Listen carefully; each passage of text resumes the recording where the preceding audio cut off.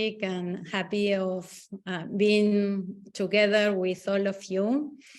I am the founder of Animaná and Hecho por Nosotros, and so welcome all of you to this side event during the United Nations Permanent Forum on Indigenous Issues. As we gather here today, it's so important to recognize the significance of promoting indigenous and creative economies for sustainable development. These holistic economies are not only rich in cultural heritage and in this traditional knowledge, but also hold this immense potential for an economic growth and social well-being.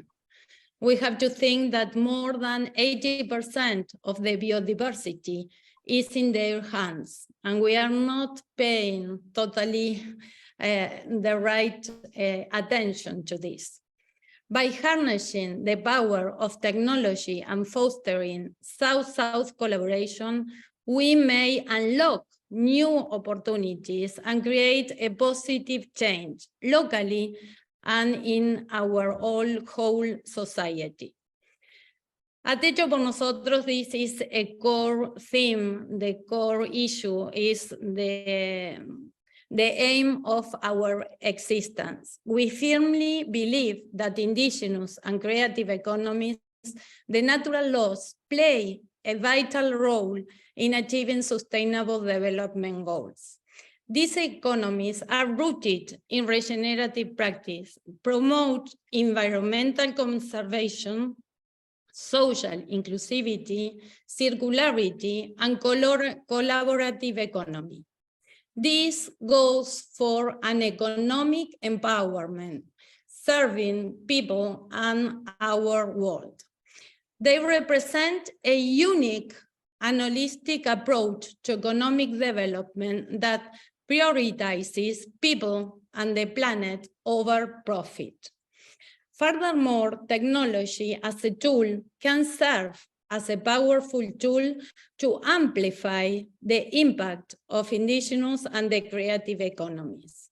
It may enable access to global forums, may allow the possibility of being integrated with own voices in the value chains, markets, and facilitate knowledge sharing and capacity building, foster innovation in traditional craftsmanships. So important to talk about collaboration. We can learn from indigenous communities and their way of acting, of producing, on circularity and collaboration. And South-South, we have all this enormous treasure, a potentiality, but should be linked through collaboration, where countries from the global South come together to exchange ideas, resources, and best practices. We think that small successful stories locally are the big cases we have to promote, to talk, to learn, and to continue co-creating. We can promote learning and create synergies for a sustainable development. As we discuss the success stories and challenges faced by all of us, indigenous and creative economies in this session, let us also highlight the role of technology and South-South collaboration in advancing our resilience process and welfare centered on people and environment. Together, we can work towards... Welcome. Kia ora, everyone. It's wonderful to be in the room today, and I look forward to the wonderful discussions. Part of my contributions is I see myself as a navigator for communities to help them find their direction in terms of giving love to our planet and to our systems and operations across the world. I've been very privileged to, through my ancestral support to have traveled across the world and been able to experience and feel the love and learnings from a lot of our Indigenous communities. And I'm humbled to be here, and I look forward to the wonderful discussions today. Very good. Thank you so much. I'm truly honored to be contributing this discussion as on the sidelines of the UN Permanent Forum on Indigenous People. Thank you, Adriana, for inviting me to share a few insights on behalf of the NGO Committee on Financing for Development and Women First International Fund. I chair the NGO Committee on Financing for Development in New York, which is one of the 22 substantive committees of the Conference of NGOs, and also represent Women First International Fund, which is an NGO that provides grants for the economic empowerment of women and girls globally. So I shall stop there. That's my brief. Sisters and brothers across Mother Earth, Papatūānuku, that is a blessing from our people of our Māori people of Aotearoa, New Zealand, to free our thoughts, to be respectful to those gone before us and those who will come after us, and those that stand here in our physical world today. Today, we find ourselves at a critical juncture in human history. It is a time when we must come together to address some of the greatest challenges facing our planet. These challenges include the protection of Indigenous rights, the fight against climate change, and the responsible development of artificial intelligence. Before I give you an insight into my small navigational journey to date, I want us all to take a moment to breathe and think of our connection to Mother Earth. I want you to think of your grandparents, and I want you to take two of your grandparents, and I want you to say their first names out loud. I want you all to take all your sounds off, and so we can all hear you. And I want you to say the first name of two of your grandparents after I've counted to 3. So, for example, my two grandparents I will be saying is Makareta and Te Rau Orewa. So on the count of 3, I'd like you all to just say it out loud, your grandparents or your parents, if you were unable to know your grandparents. So 3, 2, 1, all together. Makareta, Te Rau Orewa. Barry. And Pepe. Very good. Very good.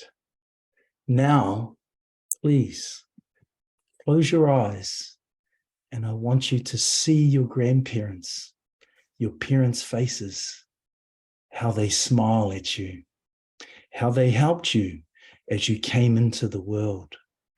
See both faces, feel their love, support, and guidance. Now I want you to allow your mind to make your grandparents 6 times. So 6 identical grandparents' faces. Can you see all 6? And now I want you to allow yourself to multiply them to 65. Can you see these wonderful faces times 65? Now I keep your eyes closed and breathe. And allow your mind to multiply those 65 beautiful faces by 10,000. 65,000 beautiful faces. Can you see them all around you? Can you see them in front of you, behind you, next to you? And I want you to feel their love, their knowledge, their laughter, their warmth, their breath. See the wisdom in their presence. Briefly, we have touched into an Indigenous culture spanning at least 65,000 years back. Now I want you to open your eyes and look around you and see the wonderful faces around you. You have at lightning speed sped forward throughout a fraction of time, and your place of standing, your tūranga waiwai, is still present. Despite all the inhibitors the world places on you, wars, food shortages, political, educational, economical, social, spiritual, and environmental impediments, you are still here. You are still breathing. You are meant to be right here in this moment. In this moment, representing your beautiful ancestry and your Indigenous spirit handed to you by the love of our ancestors and our universe. The protection of Indigenous rights is crucial to our collective future.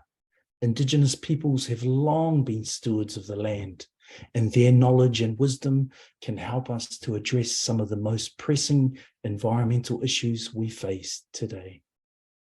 By respecting and upholding their rights, we can work together to protect biodiversity and ensure a sustainable future for all. Climate change is another critical issue that we must address. The effects of global warming are already being felt around the world. And if we do not take action for our place, we stand and breathe, the consequences could be catastrophic. We must work together to reduce our carbon footprint, promote renewable systems, and protect vulnerable communities from the impacts of climate change. Finally, we must approach the development of artificial intelligence. You are hearing about it everywhere you go, with responsibility and care. While AI has the potential to revolutionize our world in many positive ways, such as recruitment, such as design, such as AI designing of homes, printing, all these aspects, we must still ensure that it is developed in a way that is ethical, transparent, and respects human dignity. In conclusion, the challenges facing our planet are great. However, by working together for our balance and taking a holistic approach that addresses Indigenous rights, climate change, and AI, because they are all intricately connected, we cannot get away from it. We can create a future where we can be good ancestors to generations yet to come, a collection of all, and standing right where you can contribute. E hara I te mea, no anaia nei te aroa, no nā tuhupuna, I tuku iho, te whenua, hei oranga mo te iwi, no nā tuhupuna, I tuku iho, whakapono tumanako, hei oranga mo te iwi, no nā tuhupuna, I tuku iho. Love is not a thing of modern times. It comes from the ancestors passed down through time. The land is the source of life for the people. It comes from the ancestors passed down through time. Faith and hope is the source of life for the people. It comes from our ancestors passed down through time. I am humbled to be in your presence today. I am a guardian of Indigenous Commons, Catalyst 2030, Her Many Voices, Indigenous by Q Jumpers, Strategic Esports Entertainment Limited, and Te Mana Consortium Limited. My name is Jason. Ngā mihi nui, our brothers and sisters. I look forward to our continued discussion today, and I will hand you back to Ariana and Jimena. Muchas gracias.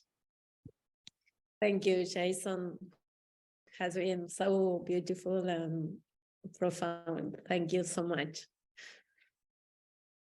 Thank you so much, Jason, for sharing your powerful cosmovision and sharing this space with us. It was really beautiful to hear. And And now let's go ahead and welcome the advocacy priorities that we have chosen for the last 6 years. This is what we've been advocating on. We've been advocating on climate finance, social protection, and financial and digital inclusion. So, and now being connected and being online is a key aspect of advancing financial inclusion as the world moves towards a path of digital financial services.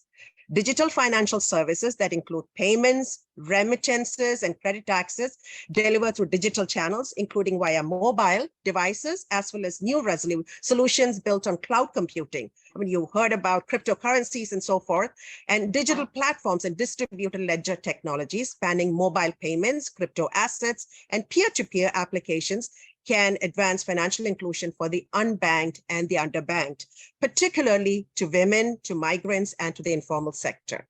For Nosotros, we put a lot of emphasis on education, business equity and inclusion in the creative economies in the global south, and particularly regarding Indigenous communities who are fighting to preserve their traditional designs and crafts and who need to find opportunities to train and work with technology and be in harmony with technology. It's important for us to always acknowledge the cycle of knowledge that comes with education and educating communities. The importance of looking at ancestral traditions that are nature-based and giving access to business literacy and entrepreneurship.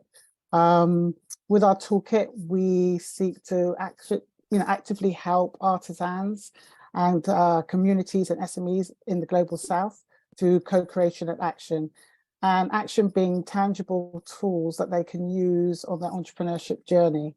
And which is why we created our toolkit, which is a series of educational initiatives that look at innovation, that look at materials, and that look at business, circular business in particular.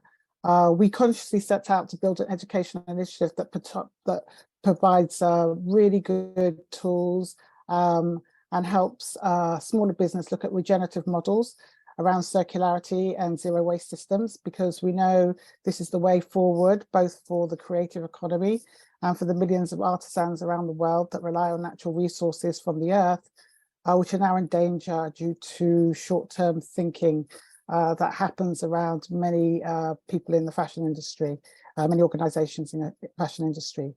So we hope with our toolkit, we look to smaller businesses to take a look at their natural resources and the ancestral knowledge that they already have, and work in harmony with the latest technology so that they can gain the business acumen that they need.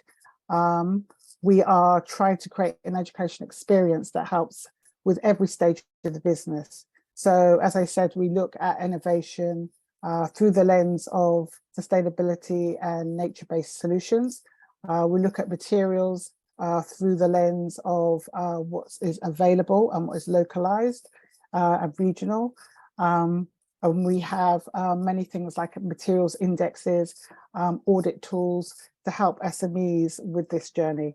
Our circular design business tools really address issues in the whole supply chain, which are easy to implement. And we really do give access. We hope to give access to everybody who needs it. This is a toolkit not just for SMEs, but for the next generation of creatives. I loved your quote, Jason, about let's be good ancestors to the next generation. At Hecho Nosotros, the youth are so important in terms of training, especially in the global south, who have been lacking access to sustainable and social impact tools in terms of how they can implement them into their communities. We plan to open our cohorts to educational institutions. We plan to work with smaller businesses in the global south and help them get access to our circular curriculums and help train them in sustainable business. Next slide. Yeah. So if we look at the funnel here, this just gives a really good insight into what we do at Hecho por Nosotros. The education sitting right at the top, as it is the core, then co-creation, and then looking to how we can help SMEs, B2B businesses be traceable, be transparent, and have a voice on the global stage. And this, again, this funnel is the core of what we do at Hecho por Nosotros. It shows you how we connect, how we build, and how we enable all of our ecosystems to come together to build a really good training system that is accessible to all. The next slide. What we do is really try to address, look at the local problems and the social gaps that are out there. And there are a lot. We are very concerned with the loss of ancestral knowledge, especially around textiles, just because of migration to the cities and many other things that are happening in communities who just can't afford to basically stay and help preserve those ancient traditions. So we are really trying to help fill those gaps, the educational gap, the financial gap, the digital gap, and as Anita said, just making it inclusive and fair and giving them a starting point. And with us, me being an educator, that comes with education, as much as you can give for free, as much as you can give to local people is important. So just to summarize, we hope that our toolkit, which will reach, give voice to everybody who needs it in the Indigenous communities globally.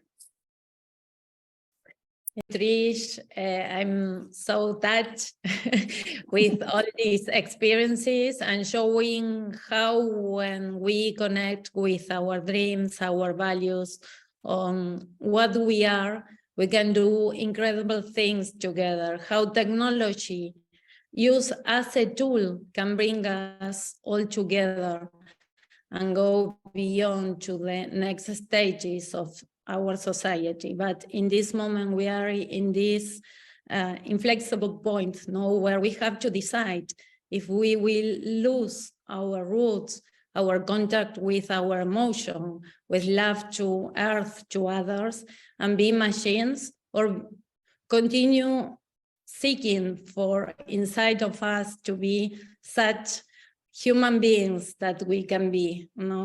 So this is such an opportunity for all of us, youth around the world, to come on board, get in touch with producers, artisans, indigenous people, and totally change their way of seeing life.